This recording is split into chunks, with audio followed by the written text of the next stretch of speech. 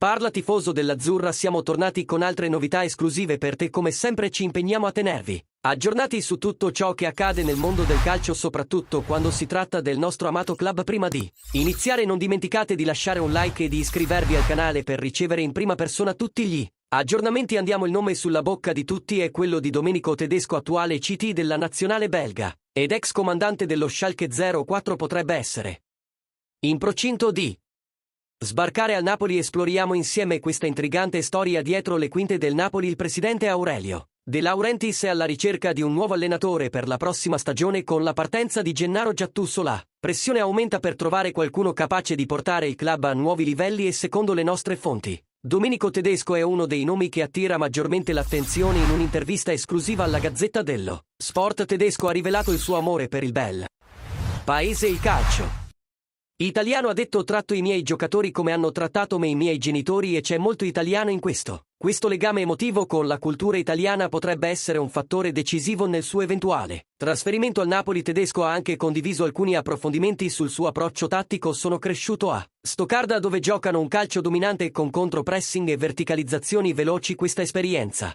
internazionale può portare una nuova prospettiva al Napoli, che cerca di migliorare sempre di più.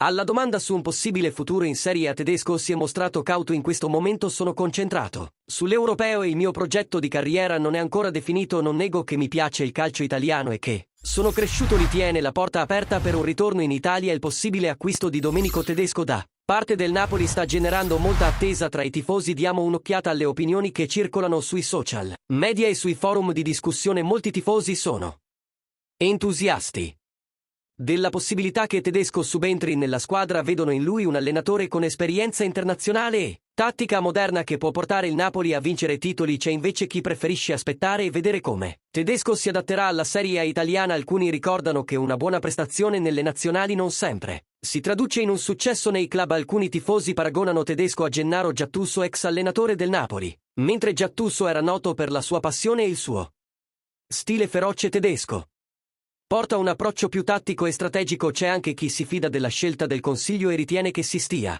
valutando attentamente tutte le opzioni. Per questi tifosi l'importante è che il nuovo allenatore porti risultati positivi. Insomma, il possibile acquisto di Domenico Tedesco è un tema caldo tra i tifosi del Napoli. Ora vogliamo sapere la tua opinione. Lascia il tuo commento qui sotto e non dimenticare di mettere mi piace e iscriverti al nostro canale per aggiornamenti più esclusivi. Forza Napoli! Sempre!